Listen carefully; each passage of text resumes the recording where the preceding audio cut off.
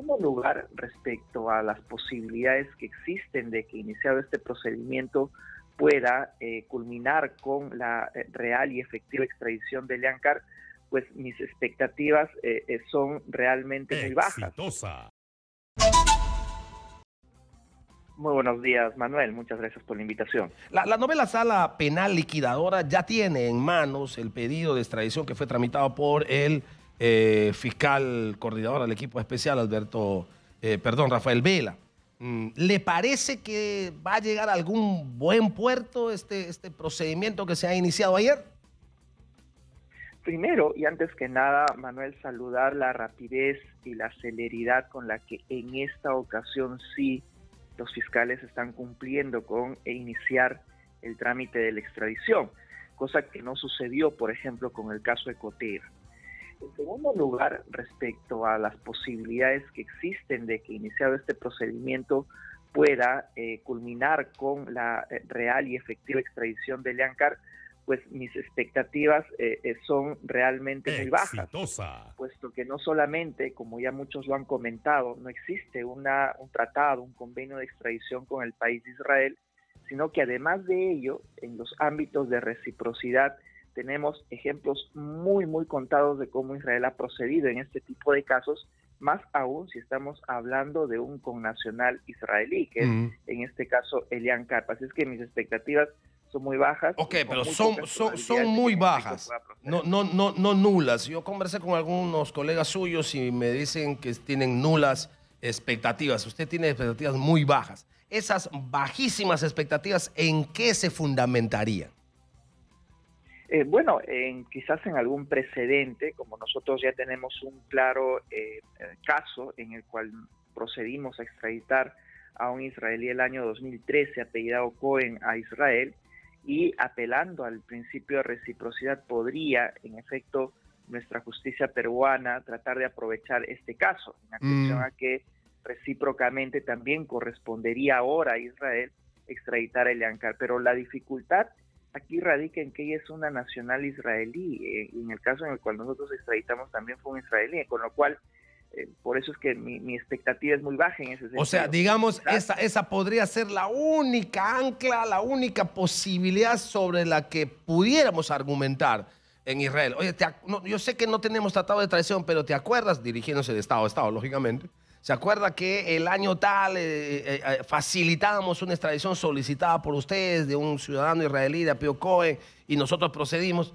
En mérito a eso y apelando a la reciprocidad entre estados, le rogamos que este asunto proceda. Digamos, ese tendría que ser el argumento, además, lógicamente, de toda la argumentación legal y del compromiso que, según el Ministerio Público, tiene Elian Carr en el caso de Coteva, ¿no?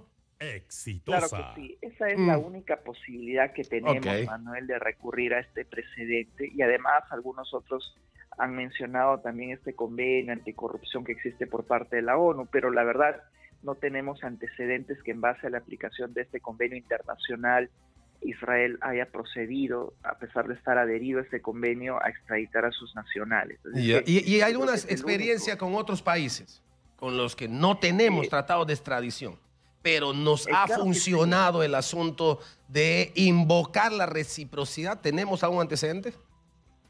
Por supuesto, ¿no? Por ejemplo, cuando lo hicimos con Holanda, también hay algunos otros países europeos, o en los casos en los cuales se vincula la lucha contra el narcotráfico, el terrorismo, digamos, son delitos mucho más sensibles en los cuales estos procedimientos vinculados al principio de reciprocidad sí tienen asidero y colaboración por parte de los estados. Pero aquí estamos hablando de un delito que en rigor que se le imputa a ella, que es el de lavado de activos, que no necesariamente debería de tener acogida dentro del Estado israelí. Así es que, como por eso, repito, las expectativas son muy bajas de que pueda proceder. Pero saludar en todo caso la celeridad de la Fiscalía, ¿no? Que si es que hubiera actuado con la misma celeridad, no estaría ella hoy mismo en Israel. ¿Asume usted una responsabilidad en el Ministerio Público para haberle permitido tanto tiempo a Elian Carr y haberse retrasado tanto su proceso de extradición? Si uno habla de la línea de tiempo, Manuel, este caso fue descubierto por la prensa, me refiero al caso de Coteva, el año 2013. Ujú. Recién en el año 2017 es que se cumple con abrir una investigación, pero ya para entonces se sabía que Elian Carp estaba en Estados Unidos. Y la pregunta que nos hacemos es por qué recién esto pudo proceder el año 2019. Y luego del 2019, recién el año 2021, llegar este pedido de extradición a Estados Unidos. Y es por eso que el día de hoy todavía no han tramitado este pedido, a diferencia del caso Interoceánica, a pesar de que los dos casos, tanto Interoceánica como Ecoteva, están íntimamente relacionados. O sea, si yo agarro el caso de Interoceánica y agarro el caso de Ecoteva, Interoceánica que implica a Toledo de manera directa, aunque Ecoteva también, el caso de Ecoteva con el tema de Elian Carp, uno puede notar claramente que las diligencias, que las acciones y los procedimientos del Ministerio Público son excesivamente dispares, diferentes, que se actuó de una manera totalmente diferente, mucho más célere, más diligente, más esmerada en el caso de Interoceánica y bastante negligente, diría, en el caso de Ecoteva.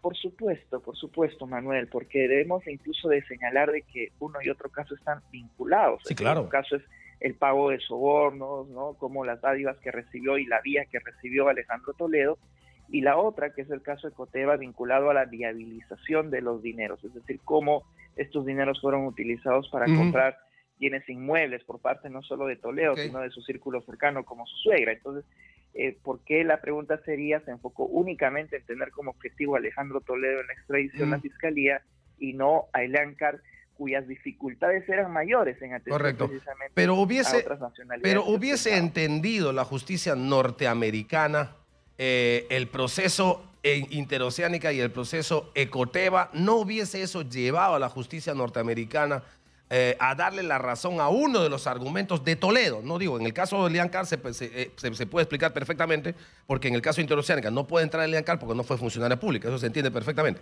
Pero en el caso Toledo se hablaba de la doble incriminación. Se hablaba de perseguir por el mismo delito dos veces y eso ponía, digamos, en telejuicio el asunto de la justicia peruana.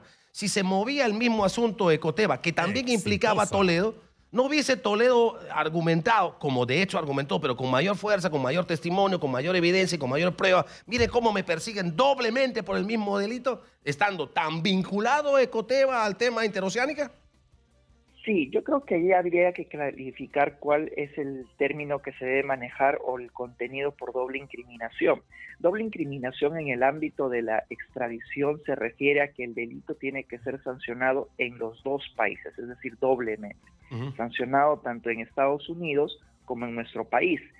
No se refiere a que sea perseguido por un mismo hecho dos veces, porque aquí, como tú bien dices, tenemos por este tinglado corrupto dos investigaciones, Interoceánica y Ecoteva.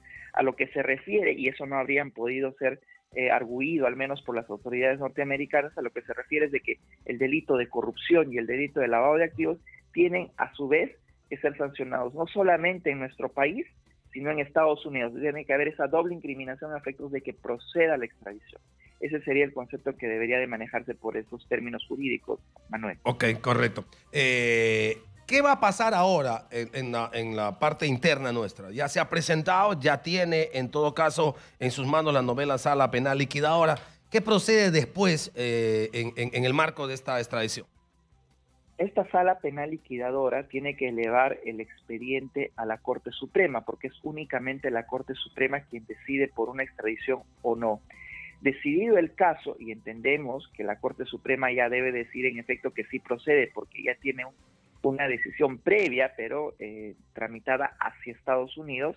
En este caso debería, una vez decidido por la Corte Suprema, pasar al Ministerio de Justicia y luego a la Unidad de Cooperación Internacional de la Fiscalía, quien conjuntamente con el Ejecutivo deberían de dirigir la solicitud a Israel. Una vez que llegue a Israel, sería la Fiscalía israelí quien recibiría esta solicitud por parte del Estado peruano y tendrían que ser ellos quienes evalúen primigeniamente, prima facie, si es que este pedido de extradición procede o no. Y ya todos sabemos de que es ese precisamente el primer filtro y el más complicado en el cual suelen quedar archivados todos los pedidos de extradición. Ok.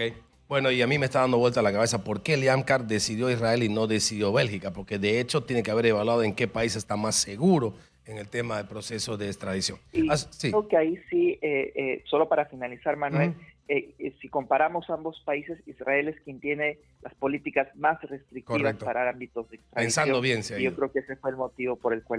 Pensando bien ha decidido Israel.